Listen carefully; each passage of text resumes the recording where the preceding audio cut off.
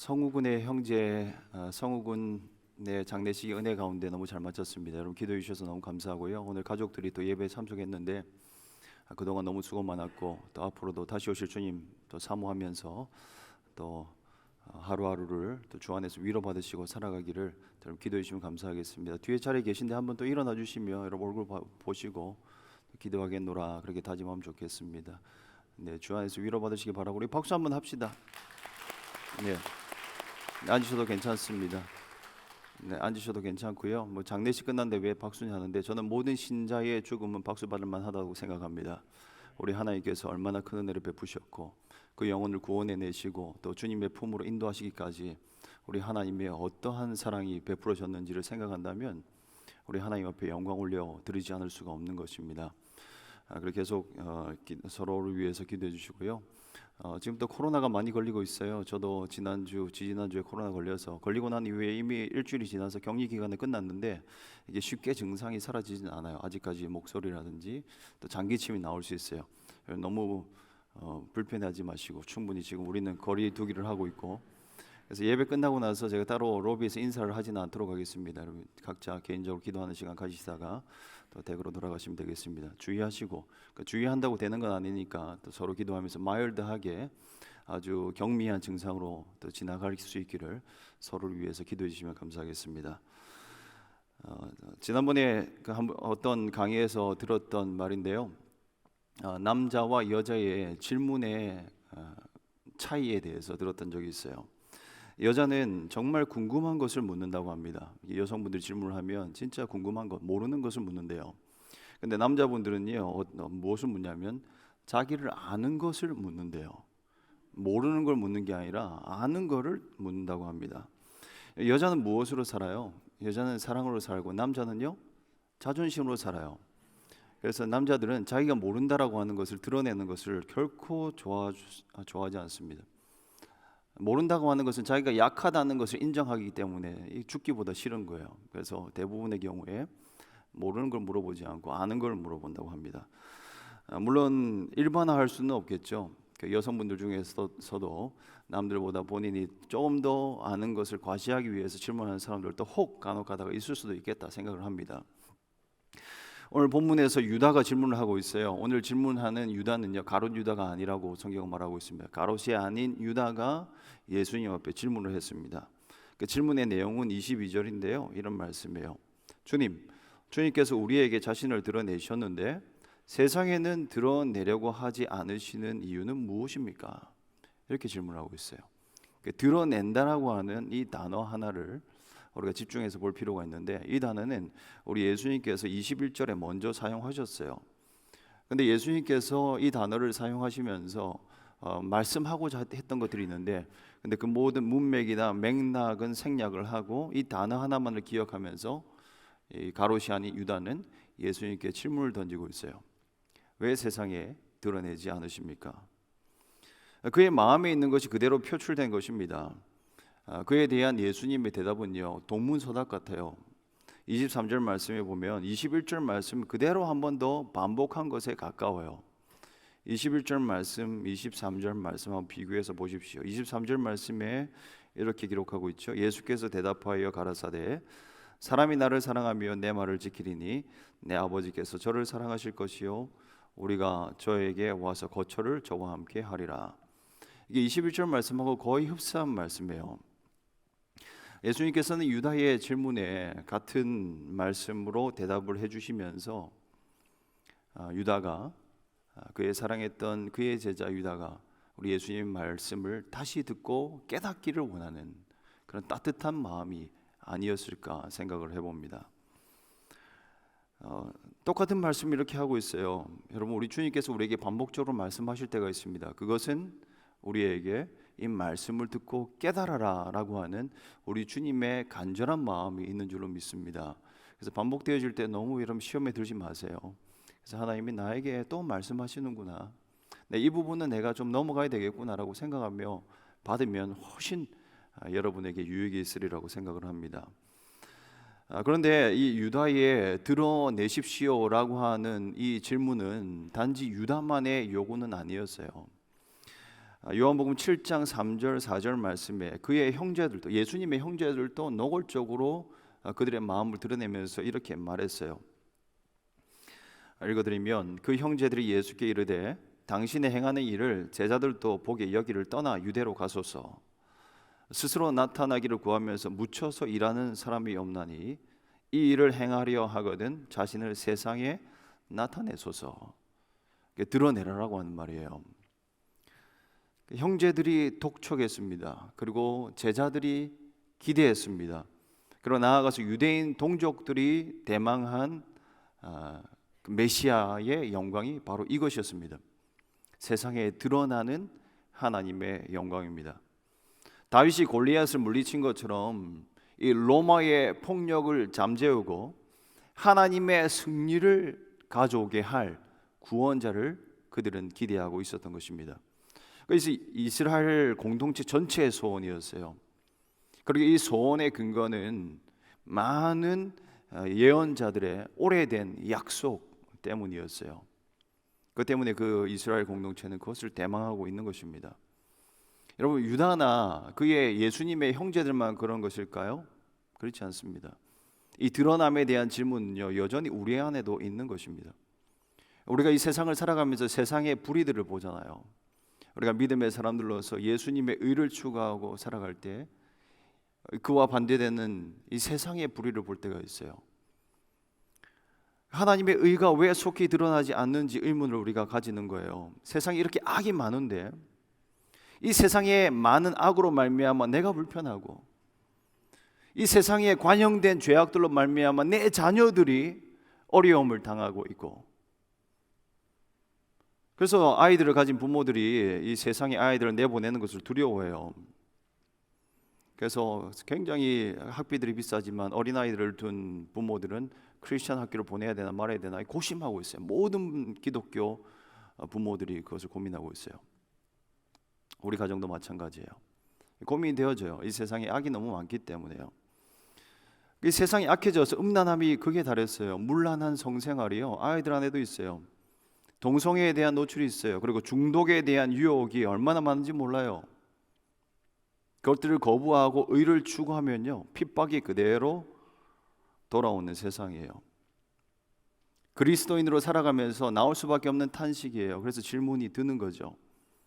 하나님, 언제까지입니까? 하나님, 왜 아직도 드러내지 않으십니까? 하나님, 의로우신 분 아니십니까? 하나님의 백성들을 구원의 시기를 언제까지 참으시겠습니까? 그런 탄식이 터져 나오죠. 로마서 8장에는 피조물들도 이로 인해서 고통을 당하고 탄식한다라고 기록을 하고 있어요. 이 세상에 하나님의 공의가 보이지 않아서 하루에도 수도 몇 번씩이나 탄식하는 거예요. 이런 세상을 보면서 우리는 하나님의 뜻이 왜 속히 드러나지 않는가에 대해서 질문을 하는 것입니다. 하나님의 나라가 이 땅 가운데 속히 임하여서 죄악 세력들이 파해지고 하나님의 백성들이 평강 중에 사는 그날을 보기 원하는 것입니다. 이것을 추구하는 것이 나쁜 것이 아니에요. 그런데 오늘 본문 말씀 가운데 우리가 깨달아야 되는 것이 있는데, 그건 뭐냐면 우리 주님의 길이 무엇인지를 정확하게 알아야 된다라고 하는 것입니다. 하나님의 타임이라는 게 있습니다. 지금 제가 방금 말씀드린 이 모든 불의가 파해지는 그날은요, 곧 임하게 될 거예요. 언제냐면 주님 다시 오실 때예요. 우리 예수님께서 곧 다시 오실 줄로 믿습니다. 그날에는 이 반드시 우리가 소망하는 것이 나타나게 될 것입니다. 그래서 우리가 인내로 우리 주님의 오심을 기다려야 되겠죠. 그러나 예수님이 처음 오셨을 때 초림의 우리 예수님의 길은 우리가 기대하는 그 길이 아니었어요. 예수님께서는 내가 걷는 길이 그 길이 아니라는 것을 수차례 말씀했음에도 불구하고 제자들은 깨닫지를 못하고 있어요. 유다의 오늘 질문에는요, 사실 그의 마음이 담겨져 있는데 어떤 마음이냐면, 주님, 십자가의 길은 아닙니다. 주님이 죽는 것이 해답이 아닙니다. 그런 그 속마음이 드러나는 것입니다. 여러분, 우리가 우리 마음 안에 우리의 생각이 가득 차 있으면요, 하나님의 말씀을 들어도 깨달아지지가 않아요. 우리 주님이 말씀하시거든요. 근데 우리 안에 생각이 꽉 차 있으면 깨달아지지 않아요. 그 이유는 내 마음 안에 정답이 이미 있기 때문이에요. 하나님 앞에 질문을 함에도 불구하고 내 안에 이미 답이 있는 거예요. 그러니까 하나님이 말씀할 때도 그 답이 들려지지 않는 것입니다.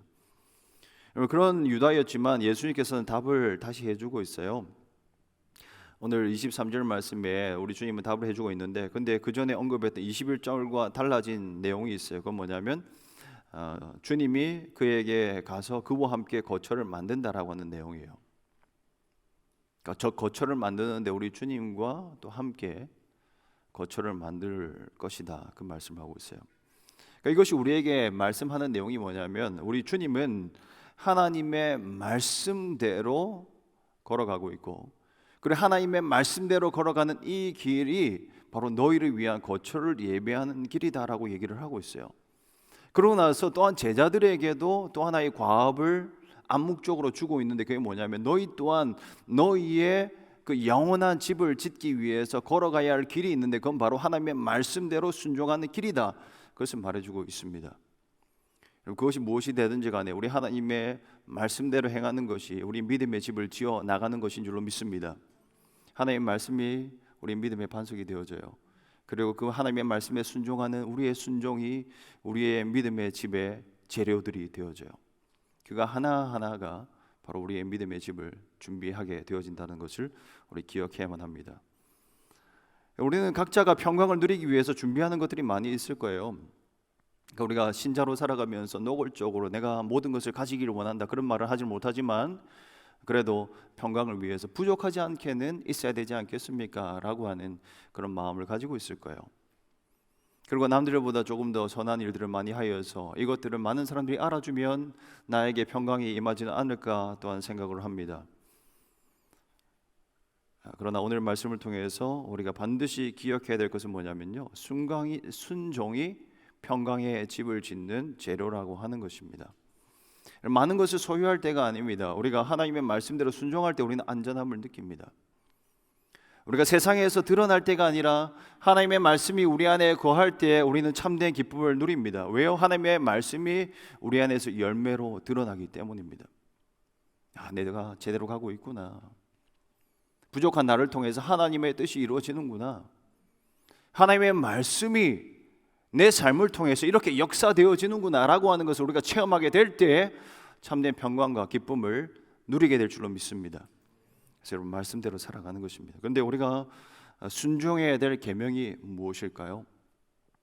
오늘 말씀 속에서 구체적으로 하나 말씀해 주고 있어요. 요한복음 14장 15절 말씀에도 그런 말씀을 주셨어요. 너희가 나를 사랑하면 나의 계명을 지키리라. 사랑하면 지키리라. 여기서 우리에게 해답을 주고 있습니다. 여러분, 사랑이 답인 줄로 믿습니다. 오늘 본문 23절 말씀에도 동일한 말씀을 하고 있어요. 나를 사랑하면 내 말을 지키리니 아버지께서 그를 사랑하실 것이요 우리가 그에게 가서 거처를 그와 함께 하리라. 또 요한일서 5장 3절 말씀은요, 하나님을 사랑하는 것이 이것이니 우리가 그의 계명을 지키는 것이라. 그의 계명들은 무거운 것이 아니로다. 우리가 지켜야 할 계명은 바로 하나님을 사랑하는 것이다 하는 것을 알 수가 있습니다. 사랑하면 하나님의 계명을 지키려 하는 줄로 믿습니다. 사랑하면 귀 기울여요. 사랑하면 그의 계명을 지키는데 어려움을 느끼지 않아요. 사랑이 먼저예요. 사랑하면 하나님의 말씀이 불편하지 않아요. 그래서 우리는 계명을 지키려고 애를 쓰는 것보다 우선시 되어야 되는 것은요, 주님을 더욱더 사랑하는 것인 줄로 믿습니다. 우리가 얼마 전에 레위기 말씀도 묵상을 했는데요, 구약 성경에 기록되어져 있는 율법 하나하나, 그리고 십계명, 요약해서 십계명이라고 쳐요. 그 십계명 하나하나를 살펴보아도 이게 너무 복잡하고 다 지킬 수 없을 것 같아요. 특히 우리 예수님의 그 산상수훈의 메시지까지 가보면 와, 이게 할 수 있는 일이 아니구나 하는 그런 결론에 다다르게 돼요. 그런데 우리가 하나님을 사랑하면요, 하나님이 주신 그 율법이 무겁지가 않아요. 신앙의 핵심은 사랑인 줄로 믿습니다. 사랑이에요, 여러분. 하나님에 대한 사랑이 깊어질수록 우리의 믿음의 걸음은 쉬워져요. 어렵지 않습니다. 무겁지가 않습니다. 이거 사랑 없이 순종하려고 하기 때문에 의무감만 남아요. 의무는 힘든 거예요. 그렇잖아요, 여러분. 의무적으로 하는 거 굉장히 힘든 일이에요. 그래서 우리가 늘 점검해야 될 것은 뭐냐면요, 사랑하고 있는가를 점검해 봐야 해요. 우리가 결혼을 하고 사랑을 하면요, 그 사랑 안에는 의무가 아니에요, 그 결혼 생활이. 근데 의무로 하면 힘들어요. 결혼 생활조차도 힘들어지는 것이 우리의 삶이에요. 사랑이 빠지면 그렇습니다. 사랑이 빠지면 모두가 힘든 것입니다. 근데 반대로 사랑하면요, 서로를 섬기려고 하는 마음이 생겨요. 서로의 필요를 알게 되어져요. 사랑하는 마음이 생기면 그 사람에게 집중하잖아요. 저 사람이 무엇을 좋아하는지, 무엇을 필요로 하는지, 무엇이 입맛에 맞는지 이런 것들을 주의 깊게 살펴보고 고민을 해요. 그러면서 정말 그 사람에게 맞는 것, 좋아하는 것, 필요한 것들을 주게 되는 거죠. 이렇게 부부 생활을 할 수 있기를 축복합니다. 네. 그런데 이 사랑이 식어버리면 어떻습니까?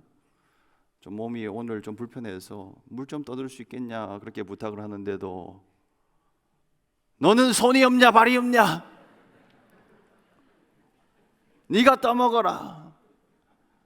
그러면서 뒤돌아서서 뭐라고 얘기해요? 내가 저 인간 때문에 내 인생이 이렇게 고통스러워졌구나. 고통스러운 거예요, 여러분. 사랑이 없으면 힘들어요. 다 힘들어요. 아주 작은 말 하나도 그냥 듣기 싫은 거예요. 사랑이 빠져버리면요, 이렇게 힘이 드는 거예요. 사랑이 빠지면 또 위험합니다. 왜요? 유혹에 빠질 가능성이 커집니다. 유혹을 이길 수 있는 힘이 없어요. 사랑의 갈증을 해결해 줄 대상만을 기다리고 있는 거예요. 사랑이 없으니까요. 누군가가 사랑 없는 세상 가운데서 나에게 사랑을 베풀어 줄까 그렇게 기다리다가 오면 거기에 빠져가는 거예요. 사랑이 없기 때문에 유혹에 빠지는 것입니다. 사랑할 수 있기를 바랍니다. 하나님을 뜨겁게 사랑할 수 있기를 바랍니다. 그리고 이웃을, 서로를 사랑할 수 있기를 바랍니다. 사랑이 모든 것을 가능하게 합니다.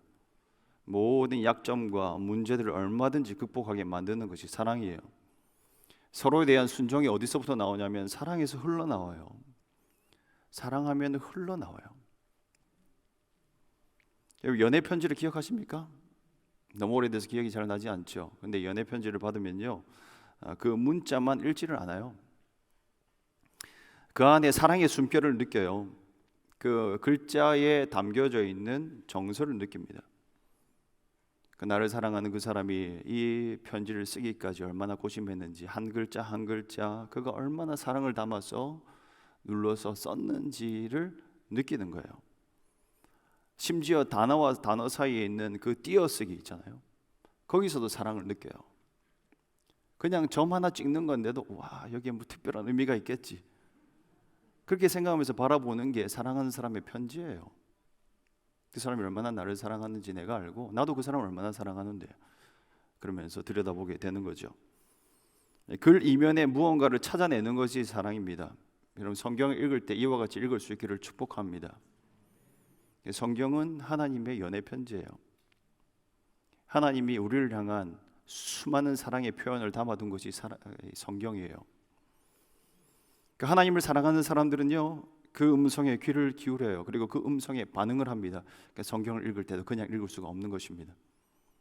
우리 아버지께서 오늘 또 무슨 말씀을 할 것인지 기대하는 마음으로 읽게 되는 것이고, 그리고 주님의 음성이 들려지게 되어지면 와, 주님 나에게 말씀하시는구나, 나 같은 사람에게 아직도 주님 말씀하시는구나, 나를 사랑하시는 주님의 뜻이면 뭔가 있겠지, 선한 뜻이 있겠지, 내가 비록 지금 이해가 되어지지 않아도 이 길을 가는 것이 맞느냐 싶을 때에도 주님 말씀하시기 때문에 그걸 신뢰하고 나아가는 것, 그게 바로 우리 신앙생활인 것입니다. 주님에 대한 사랑이 있는가를 먼저 살펴볼 수 있기를 바랍니다. 나의 계명을 지키는 자라야 나를 사랑하는 자이니라. 여러분, 사랑하는 사람은 그 계명을 지키려고 하는 것입니다. 여러분, 완전히 우리가 하나님의 말씀에 순종할 수는 없어요. 그 우리 하나님은 다 알고 계십니다. 그 우리에게 지금 요청하는 것이 무엇일까요? 그건 바로 우리가 하나님의 말씀에 귀 기울이고, 그리고 하나님의 말씀에 순종하려고 하는 그 노력을 하나님이 기뻐하신다라고 하는 것입니다. 100% 지킨다는 것 하나님 기대하지 않는다니까요. 하나님 우리의 마음을 기대하고 계세요. 하나님, 내가 주님을 사랑하기 때문에 내가 이 일을 행하고자 합니다. 나는 부족하지만 내가 노력을 하겠습니다. 주님 베풀어 주신 이 은혜 때문에 내가 오늘도 살아가고자 합니다. 그거면 족한 거예요. 그러면 하나님은 우리의 연약함에도 불구하고, 우리의 부족함에도 불구하고 우리를 기뻐하시면서 우리의 사랑을 받아주실 것입니다. 우리에게 영원한 거처를 주시기 위해서 십자가라고 하는 순종의 길을 걸어가신 우리 주님을 본받아서 우리 또한 말씀대로 살아갈 수 있기를 축복합니다. 우리 두 번째, 오늘 우리 주님의 길은 뭐냐면 바로 보혜사 성령님을 주시는 길이다 하는 것을 우리가 알 수 있습니다. 요한복음 14장의 핵심 메시지는요, 보혜사 성령에 관한 거예요. 16절, 17절에도 이미 언급을 했습니다. 빌립의 질문에 대해서 예수님께서는요, 보혜사 성령님에 대해서 첫 번째로 언급을 하셨어요. 그리고 오늘 유다의 질문을 통해서, 그 가롯이 아닌 유다입니다. 이 유다의 질문을 통해서 또다시 보혜사 성령님에 대해서 말씀해 주십니다. 여러분 25절, 26절 우리가 같이 한번 읽어볼까요? 25절, 26절 우리 한 목소리로 읽겠습니다. 시작.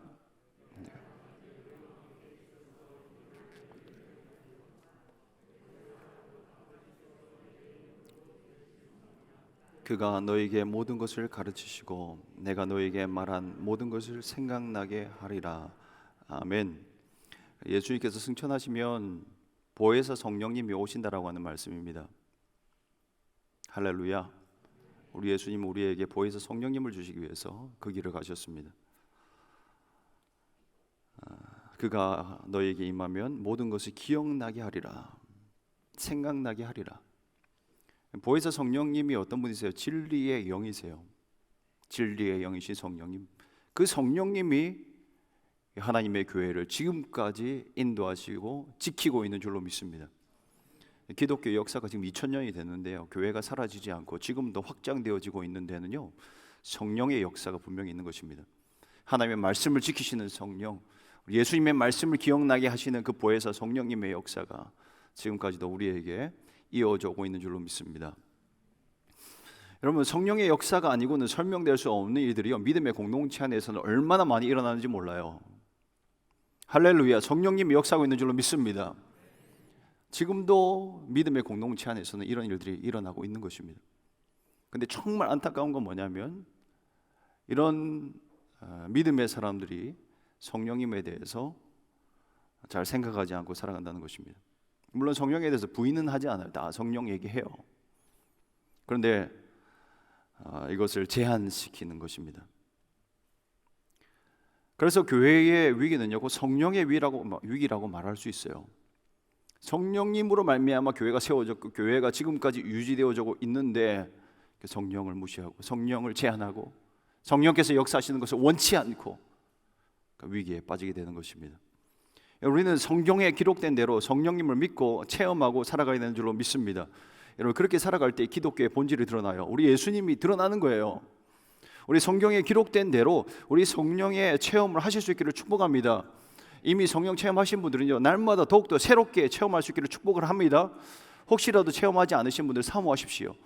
사슴이 그 목마를 때 물을 찾는 간절함으로 성령이여, 성령이여 내 안에 역사하소서, 그런 간절함으로 나아갈 수 있기를 축원드립니다. 성령을 구해야만 합니다. 성령의 능력을 구해야 됩니다. 성령의 은사를 구해야 됩니다. 그건 너무나 아름답고 좋은 일이에요. 우리 하나님이 주시기를 원하시는 일이에요. 단지 우리의 육신으로 살아갔던 것에서 이제는 영적으로 살아가는, 정말 그리스도인으로 살아가기 위해서 반드시 필요한 것이 성령의 충만인 줄로 믿습니다. 오늘 이 아침에 성령 충만을 받을 수 있기를 축복합니다. 성령 받아야 됩니다, 여러분. 근데 성령께서 역사하시는 가장 큰 은사가 뭐냐면요, 바로 깨달음이에요. 바로 성령은 진리의 영이기 때문입니다. 성령이 임하면요, 하나님이 하신 말씀, 우리 예수님이 우리에게 보여주셨던 그 하나님 나라의 비밀한 것들이 깨달아지기 시작해요. 요한이 가장 노년에 이 복음서를 기록했지만 가장 많은 예수님의 말씀이 기록되어져 있어요. 많은 우리 주님의 하신 그 음성들이요, 여기에 수록되어져 있어요. 가장 많이 기억이 나는 거예요. 왜요? 성령과 함께하기 때문에 그런 것입니다. 어떤 사람은 길을 쓰고 말씀을 생각해 내려고 하는데 잘 되어지지 않는 사람이 있어요. 여러분도 그런 때 있지 않습니까? 설교 말씀을 들었는데 뒤돌아섰는데 오늘 본문이 뭐였지? 생각되는 거예요. 성경을 방금까지 읽었는데도요, 성경을 덮고 나니까 오늘 내가 읽은 본문이 무엇이지? 생각이 나지 않는 거예요. 근데 한편 어떤 사람은요, 아주 평범한 두뇌를 가졌어요. 그런데 하나님의 말씀만은 항상 샘솟듯이 생각나는 사람이 있습니다. 그 사람의 말이나 기도를 들어보면요, 하나님의 말씀이 막 드러나요. 얼마나 적절하게 하나님의 말씀이 그의 삶을 통해서 나타나게 되는지, 여러분, 그건 바로 성령의 역사인 줄로 믿습니다. 그것은 IQ나 기억력이나 학습력하고도 상관이 없는 일이에요. 26절 말씀을 보면요, 그렇게 말하고 있어요. 보혜사 곧 아버지께서 내 이름으로 보내실 성령, 그가 너희에게 모든 것을 가르치시고 내가 너희에게 말한 모든 것을 생각나게 하시리라. 성령이 임하시면 하나님의 말씀이 생각나게 되는 것입니다. 스쳐 지나가면서 읽었던 말씀, 그냥 지나가면서 한번 보았던 말씀인데요, 생각이 나는 것입니다. 바로 성령이 역사하는 순간입니다. 오순절날 성령께서 초대교회 공동체 가운데 임했습니다. 베드로가 그 현장에서 성령의 충만을 받았습니다. 그리고 일어나서 설교를 시작을 했어요. 근데 베드로의 설교를 듣는 모든 종교 지도자들이 깜짝 놀랐어요. 분명히 그들이 알기에 베드로는 학문이 없는 범인이었는데 그의 입에서 흘러나오는 메시지는요, 성경을 관통하고 있는 거예요. 구약의 그 성경을 인용을 하면서 그 요엘이 했던 그 예언을 신학적으로 교리적으로 풀어서 말하기 시작을 하는데 당대 최고의 성경 전문가들이 놀라고 있는 거예요. 진리가 베드로의 입에서 터져 나왔습니다. 성령이 이렇게 하신 것입니다. 베드로는 성령에 완전히 사로잡혔습니다. 성령에 의해서 베드로의 삶은 완전히 변화되었습니다. 성령을 통해서 그가 깨달아지고 또한 그에게 기억난 하나님의 말씀은 그의 삶 전체를 변화시켰습니다. 뿐만 아닙니다.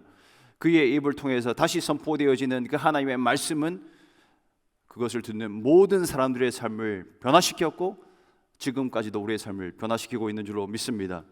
이런 성령의 역사가 우리 가운데 나타나 진리에 사로잡힐 수 있기를 주님의 이름으로 축원드립니다. 말씀이 깨달아지기를 바랍니다. 여러분의 삶이 변화되어질 것입니다. 여러분의 가정이 변화되게 될 것입니다. 우리의 공동체가 바뀌게 될 줄로 믿습니다. 성령이 역사하실 때 이런 일들이 일어나지 않는다고요? 있을 수 없는 일이에요. 말씀 깨달아지고 말씀이 선포되어지고 그럼 변화되어지는 것입니다. 성령님은 우리가 특히 어려운 시간 가운데 있을 때 하나님의 말씀을 더욱더 선명하게 기억나게 만들어줘요. 27절 말씀에 보면요, 이제 마지막 시간을 앞둔 우리 예수님께서는요, 제자들에게 애틋한 마음을 전하세요. 어떤 마음이냐면 평강을 주시기를 원하시는 마음이에요. 제자들은 근심에 빠져 있었어요. 안 그래도 근심거리 많은 세상인데 그들이 믿고 따랐던 그 스승 예수님이 세상을 떠나신다고 하니 근심에 빠질 수밖에 없었어요. 불안한 세상에 의지할 사람이 없이 홀로 남겨지게 된 것입니다. 근데 그때 평강이 너에게 있을지어다 말씀하시면서 성령께서 너희를 인도할 것이니라 우리 주님 말씀하고 있습니다. 성령은 우리를 도우시는 영인 줄로 믿습니다. 우리의 연약함을 도우시는 분이세요. 성령은 우리의 연약함을 도우시는 분이세요. 우리가 언제 연약함을 느껴요? 시험이 우리보다 클 때 우리는 연약함을 느낍니다. 근데 그때 우리를 도우신 분이 계신데 바로 성령이라고 하는 것입니다. 성령님은 항상 미리 말씀해 주십니다. 어떤 시험을 만나기 전에 미리 말씀해 주시고 준비하게 하십니다. 그리고 주께서 말씀하신 대로 시험이 올 때 그 하나님의 말씀이 하나하나 다 기억나게 되어지고 그리고 시험을 이길 수 있는 힘과 지혜를 우리는 가지게 될 줄로 믿습니다. 성령으로 충만할 수 있길 바랍니다. 그러면 어떠한 시험도 이기게 될 것입니다. 성령님은 멀리 계시는 분이 아니에요. 느끼기 어려운 분이 아니에요. 성령님은 지금도 우리 안에 계십니다. 성령님께서는 모든 믿는 자들, 예수 그리스도를 믿는 자들 안에 끝날까지 함께 계시는 분인 줄로 믿습니다. 어디 있든지 간에 무엇을 하든지 간에 어떤 상황 가운데 있든지 간에 성령님은 우리와 함께 하십니다. 요한복음 7장에서요, 성령을 생수의 강으로 표현을 하고 있어요. 생수의 강이 그의 배에서 흘러나오리라. 멀리 계신 분이 아니라는 거예요. 지금도 우리 안에서 흘러 넘치는 분이에요. 성령이 우리의 마음 중심을 지배하고 흘러나온다라고 하는 것입니다. 흘러나온다, 흘러넘친다라고 하는 말이 무엇이에요? 우리의 삶을 사로잡는다는 거예요. 우리의 모든 전 인생을 압도해서 하나님께로 인도한다는 말이에요. 나의 생각과 감정과 모든 마음이 우리 성령께 사로잡힌다라고 하는 말이에요. 여러분, 내 배에서 생수의 강이 흘러넘치는데 어떻게 이것을 부인할 수 있겠어요? 어떻게 이걸 모른다고 살아갈 수 있겠어요? 지금도 흘러넘치는데 어떻게 이 영향력 가운데 있지 않을 수 있겠습니까? 여러분, 흘러나온다는 것은 사로잡힌다는 것입니다. 늘 성령에 둘러싸여 있다라고 하는 의미입니다. 우리는 어떤 사건이 일어났을 때 감정에 사로잡힐 때가 많아요. 근데 성령 안에서 영적으로 민감한 사람들은요, 영적인 메시지를 깨달아요. 하나님의 말씀에만, 성경 말씀 읽을 때만 하나님의 말씀 깨닫는 게 아니고 모든 삶의 현장 가운데 내 삶에 일어나는 모든 일들을 통하여서 하나님의 뜻이 무엇인지를 깨닫는 지혜가 생겨요. 분명히 어려움인데, 분명히 탄식할 일인데, 슬퍼하고 눈물 흘리고 절망해야 될 일인데, 그런데 믿음의 사람들, 성령의 사람들은요, 그 가운데 하나님의 뜻을 봐요.